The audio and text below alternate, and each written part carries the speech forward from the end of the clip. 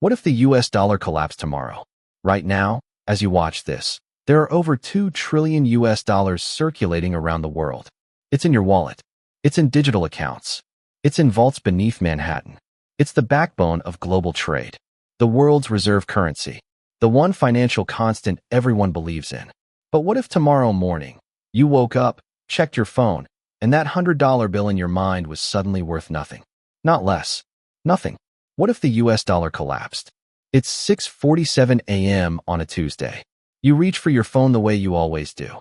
But today, the notifications aren't from friends. They're from banks, from news apps, from your employer, all saying versions of the same impossible thing. The dollar is collapsing. Not a recession, not a market correction. A full-scale collapse of the world's most trusted currency. The kind of event economists have whispered about for decades, but no one truly believed would happen in their lifetime. But here's the thing about collapses. They don't announce themselves politely. They don't send a warning letter. They happen between one heartbeat and the next, when some invisible threshold of confidence is crossed and the entire structure buckles. The question isn't whether it's possible. The question is what happens to you, your family, and everything you've ever worked for in the hours and days that follow. Within the first hour, imports freeze. Remember, America imports roughly $3 trillion worth of goods every single year. Electronics from China, oil from the Middle East, coffee from South America, all of it purchased with dollars. But now, those dollars are radioactive. No foreign company wants them. No foreign government will accept them. The ships that were steaming toward American ports, they're being rerouted in real time. Cargo planes are turning around mid-flight. And what's already here becomes instantly more expensive. Not slowly. Not through inflation over months. Immediately. That phone you were saving for. It just tripled in price.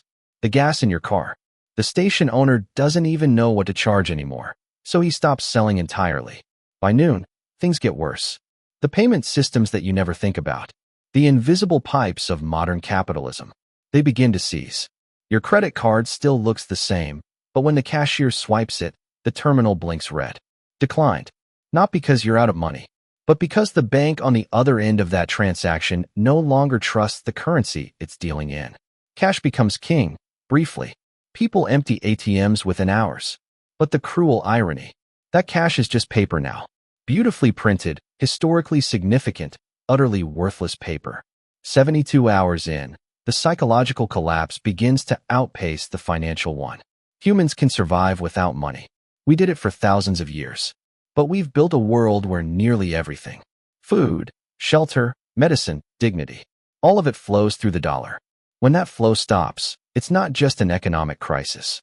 It's an identity crisis. The software engineer who spent 10 years optimizing code discovers that code is useless when the grocery store won't open. The financial advisor who managed millions in assets realizes those assets are now theoretical. Numbers on a server that nobody trusts. This is the part that the textbooks don't capture. A currency collapse isn't just numbers going down. It's the silent unraveling of every story we tell ourselves about who we are and what we're worth. Hospitals, already strained, now face impossible choices. Most medical supplies in America are imported or rely on just-in-time delivery. That delivery system is dead. Pharmacies run out of insulin.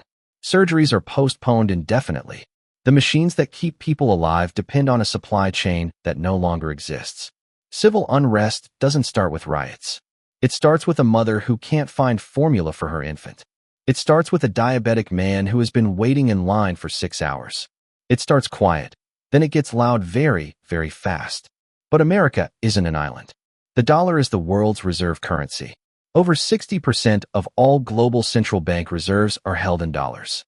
Most international trade, from oil to wheat to semiconductors, is priced in dollars. When the dollar sneezes, the world catches a cold. A collapse isn't a sneeze. It's an earthquake. Countries that hold massive dollar reserves. Japan, China, Saudi Arabia. They watch trillions in national wealth evaporate overnight. The euro and the yen surge in value, not because they're strong, but because they're the only lifeboats left. Export-dependent economies collapse. A factory worker in Vietnam loses her job because Walmart can no longer pay for the shirts she sews. A farmer in Brazil can't sell his soybeans. The web is too tangled to unravel cleanly. Some nations attempt to create a new reserve currency within weeks. Others retreat into barter and isolation. The global financial system, built over 80 years since Bretton Woods, doesn't just bend. It breaks. And what rises in its place, if anything rises at all, will look nothing like what came before. So here's the paradox. The dollar, for all its power, is ultimately a collective hallucination. A shared agreement between 8 billion strangers that this piece of paper, or the digital numbers representing it, has value. It works because we all believe it works. The moment that belief shatters, so does everything built on top of it.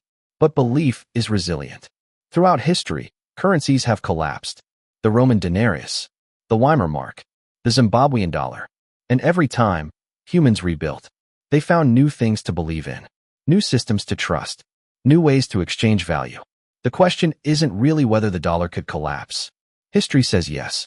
The question is whether we would have the wisdom, on the other side of that collapse, to build something more stable, more fair, and less fragile than what we have now.